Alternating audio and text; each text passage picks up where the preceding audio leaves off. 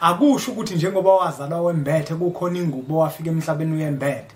Kusho ukuthi wena wembethe umfowenu noma wembethe udadewenu. Cha, kuyiphutha lokho. Kubalekile ukuthi sikulungise. Kodwa ke namuhla ke sizokhuluma ngokuthi ke ingane kuyenzeka uthola ukuthi umama wayo uzothi ekhulelwa amawele bese kwenzeka uthola ukuthi ngenkathi besamahlwili labantwana behlele esiswini bese oyedwa wabo uyaphuphuma okanye uyachitheka.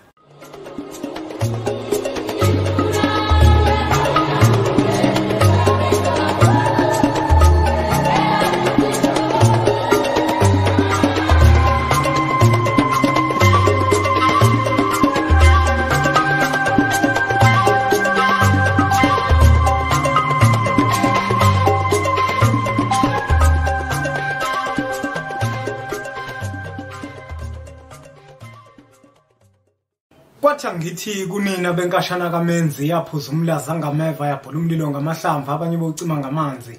Nina belembe leqamanya amalembe ngokukhalipha usishaka kashaka ngemanzi ngesaba ukuthi ushaka kuyinkosi yasemashobeni. Angimibingelele umhlaba wonke nasendaweni zonke la kufinyela khona lo mfanekiso oqoshiwe ibizo lami ngumlekeleli wakambanjwa impunga yesintu kanti insizwa zimbiza ngondvuna kandaba ntombi ziyamncumela sizwa ziyamkhomba sitwana esincane saphuma ehlathini ekseni kovivi sasivuthulula ngoba sigcwele amabethe ikhole likhola ngenhliziyo engabhanda kancane esontweni ugqamgqama umsathe ngakanela khalathi ngihamba litheselo sitha lathi ngahamba bathi umuntu wentombi ezithi zingabuka kuhluma ihlahla sothando ngaphakathi enhlizweni ixega isimilo maqede zikhohla amasokazo umjabulelo ngamatheka komngakhe ngoba njalo memamatheka kuthi faca umshana wako ufuze fuleleke lona bafowethu omashiya amahla ngathi azoshumayela umzukulu kaMdumo igaba elimabanga kaThumbu kaTshatshatsha uTshatshatsha kaPheshe uPheshe kaMaguyane uMaguyane kaVaphi uVaphi kaNokhojo.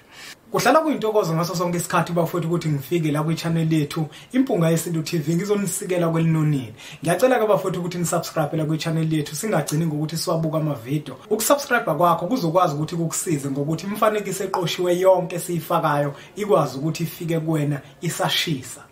Namuhla ke bafowethu ngeimpunga yesintu ngifisa ukuzokhuluma ngesihloko esibalekile kakhulu. Kunensizwe ezimbili esezibuzile ngalesihloko.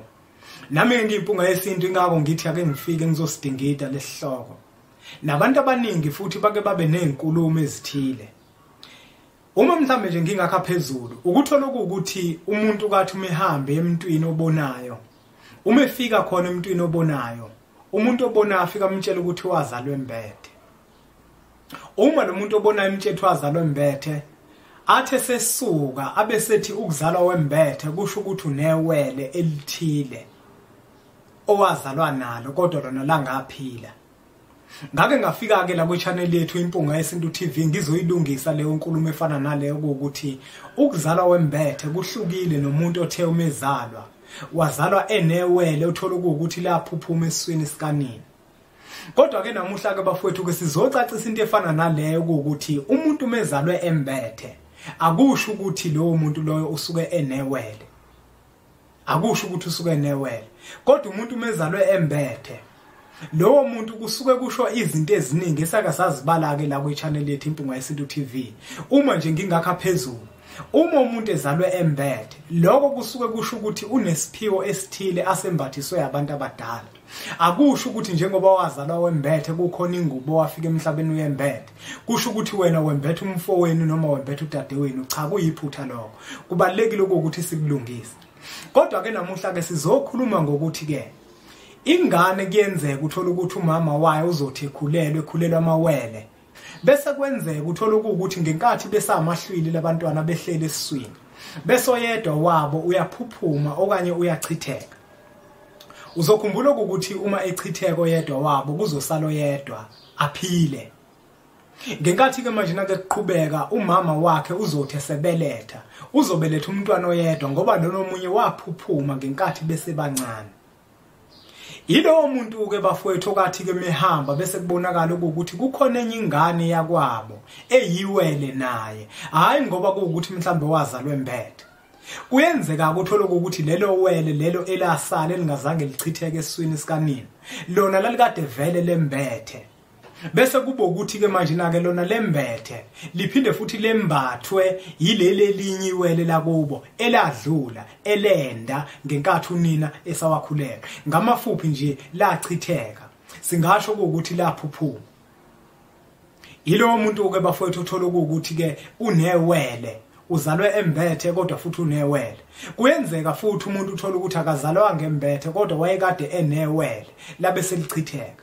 Uma ke sehambe sebantu nababonayo bese babona sengathi ke manje nalo muntu lo ingoba uzalwe embethe ngoba bebona naku embethwe elinyiwele lakwabo. Ukuzalwa kwembethe bafowethu kuhlukene nokwembathwa. Sake sakuchaza lokuthi kunomehluko phakathi kokuzalwa wembethe nokuzalwa wembethwe. Kusho ukuthi esimene sifana nalesi lo mntwana lo osuke eyiwele leli linye lakwabo elaphuphuma esweni sikanini. Yena uthe uzalwa embethwe umoya walo lelo wele. Kusho ukuthi lo muntu ngeke sisho ukuthi wazalwa embethe kodwa wazalwa embethwe umoya wewele lakhe elenda kunina eswini ngenkathi esakhulelwe. Yilapho nje bafowethu la ngifisa ukuthi sicacise khona lento ukuze abantu bakwazi ukuthi bayiqonde. Isiphi isizathu esenza konke lokho? Ingoba abantu abaningi uthola ukuthi wazalwa umuntu embethwe, embathwa mhlawumbe umuntu othile, umuntu omdala okanye uthola ukuthi iwele lakhe laphuphuma njengoba sikhuluma ngaso lesihloko. Bese emva kwaloko yena alungise ukuthi ke manje uzokwembula ingubo. Kanti hayi ngoba nake embethe, kodwa manje babona lesimo somuntu omembethe. Abantu abaningi ke lento bayiphambanisa bazokuthi njengoba umuntu enewele sekusho ukuthi wazalwe embethe. Cha, uma kukuthi aliphilanga lelo wele, kukhona imigudu ekufanele ukuthi ilandelwe. Into enza ukuthi ngisukume ngisikhulume lesihloko ingoba kukhona insizwa yakamnyandu. Lensizwa kaMnyandu iwumlandelo omkhulu empunga yesintu. Kuphinde kuzoba umkhulu uBhovungana. uBhovungana ubeyibuza namuhla lento. Naye uBhovungana uphinde wayibuza futhi ukuthi kuba nomthelela muni uma ingane kade bamawele abantwana wabesechitheko yedwa. Asikubekeke imithelela okanye ingqinamba ezibhekana nengane uma kuwukuthi lele linye lakwabo iwele lona laphuphuma bese bancane. Impilo yalo lewele leli eliphilayo isuke izodonsa kanzima kakhulu. Ngoba lewele linye laphuphuma kunini eswini lisuke lingaziwa kwesinye isikhathi. Abazali nje basuke bengazi bengenalwazi futhi kwesinye isikhathi ukuthi kukhona ingane encane nayo eyaphuphuma ngenkathi unini ezithwele. Iyona ke into eyenza ukuthi ke lokho ke kube khona ukudonsa kanzima kulengane ngoba ukuthola ukuthi lelo wele ilona elidala kodwa manje kwazi ukuthi lona yena uzelwe uyedwa. Ngenkathi yena bemethe igama lona omunye bengamethi igama. Indaba isuka lapho ngoba kuba khona ukukhweleza kuleya ngane le eyaphuphuma ngenkathi besavudla ukhalweni likanini. Kusuke kufanele ukuthi nawo leyo ngane ibe negama. Uma kukhona isiko elithile lenziwayo kule nayo leya ngane kufanele ukuthi yenzelwe lelo siko. Kufanele ukuthi nayo yenzelwe ngoba iyingane nayo kuphela ukuthi ayifikanga ngokwenyama kodwa ifike ngani ngokomphefumulo. Indlela yokulungisa ke bafowethu konke lokho impunga yesintu inako okuwukuthi kulungiswa kanjani ngoba abantu abaningi bake bayibuza into efana nayo lokuthi uma esimeni sifana naleso umuntu ebhekene nesimo esinje leyo nto ilungiswe kanjani.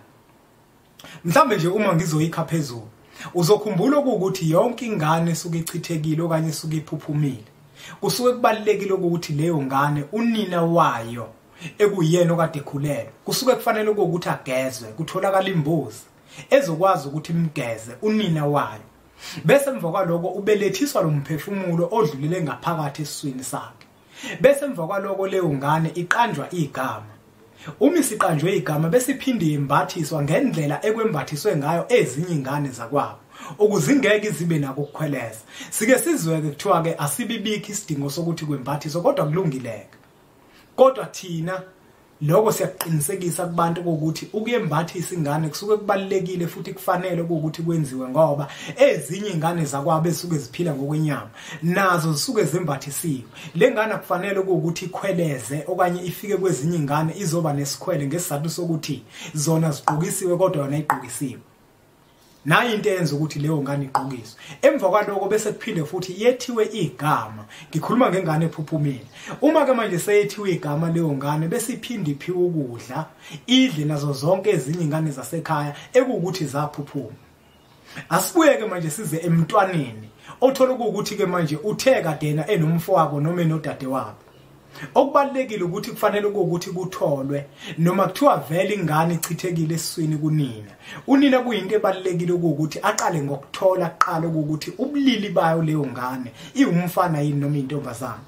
Yindaba kubalekile ingoba phela kufanele ukuthi ngenkathi eqale ethi igama ayethi igama vele elizohambisana nokubembathisa ayembathise ngempahla ezizohambisana angathengi impahla zentombazana ayiqambe igama lentombazana kanti ingane ekade umfana. Esimene esifana nalesi ke bafowethu kusuke kufanele ukuthi unina wayo naye uzogeza unina wayo ngoba phela uyena lona wachithekelwa isiso. Kodwa wangaqonda kubalekile ukuthi ke naye kube khona isimo sokugeza kuphinde futhi ke kucelwe nethongo ukuthi lo wesifazane limbelethisi. Mina ke ngiyimpunga yesintu ukhona umhlahlandlela engunikezaayo bona abantu othola ukuthi ngenkathi elungisa ingane yaphuphuma. Sinendlela thina esafundiswa ngayo omkhulu ukuthi umuntu ofana naloyo ubelethiswa kanjani ulinxusa kanjani ithongo kwenziwa njani ukuze akwazi ukuthi ithongo kube yilona elibamba lelo qhaza lokuthi limbelethise lo mphefumulo wengane. Esimene sifana lesi ke futhi nayo kofanele ukuthi lo mphefumulo wengane wadlulila ngaphakathi kuyena. Uzokhumbula ukuthi ngenkathi udlula lo mphefumulo lengane iphuphuma yabe seyembatha lengane le eyasala. Leyo ngane nayo kobe sekubaleka futhi ukuthi igezwe. Uma isigeziwe nayo leyo ngane kobe sekuphinde sekulandelwa neminye imigudu futhi ekufanele ukuthi ilandelwe. Leyo ngane yethiwe igama iphinde futhi nayo igqokiswe iphinde futhi iphiwe ukudla iphinde futhi ikhungo. Uzokhumbula ukuthi lana sikhuluma ngawela iphinde ikhungwe lengane emva kuba isikhungiwe bese uyise wawo noma unina wawo useyabonga ngoba amawele vele ayabongwa. Uma sewabongile lamawele lawo lengane aphinde futhi azehlukanise. Ngenkathi ke manje kwenziwa lo msebenzi lo ekuyiwona oqondene nokuthi kulungiswa ngoba nako iwele elinye laphuphuma eswini kunini. Leyo ngane leyo kobe kuzosetshenziswa imbuzi. Le mbuzi lene yobisetshenziswa ngenkathi manje kubikwa sonke isimo ukuthi leli linye iwele lachitheka kunini eswini. Bese balethe igama baphinde futhi baligqokise. Le ngane lena eyiwele ephilayo yona uma sekufaka iziphandla isuke izofaka iziphandla zibe mbili esandleni esisodwa. Angiyiphethe ngoba manje angifisi ukuthi umbukelo wempunga yesintu TV imdide lento. Ake ngithi nje ngizobuya nengxenye yesibili yomfanekiso oqoshiwe la ngizobe sengikhuluma khona nje ngomsebenzi wokulungisela umuntu ofana nalona ukuthi lo msebenzi wenziwa kanjani. Asibonge kakhulu ke bafowethu nodadewethu ngokuthi niyibuka imfanekiso eqoshiwe yempunga yesintu. Siyacela ke futhi ukuthi nisubscribe la ku channel yethu impunga yesintu TV bese imfanekiso eqoshweni idlulisele nakwabanye abantu ngoba nakubona izokwazi ukuthi ibe usizo olukhulu. Asibonge kakhulu ke bafowethu zitholeni nencwadi zempunga yesintu ezifundisayo ngesintu sethu thina njenganabantu abampisholo. Bese sithi nje impunga Ayengibeke inkalo nami ngimbeke yami mahlombe. Ayengibeke inkalo nami ngimbeke yami mahlombe. Ayengibeke inkalo nami ngimbeke yami mahlombe. Wafika inyoni yahlala phezu kwethu. Wafika inyoni yahlala phezu kwethu.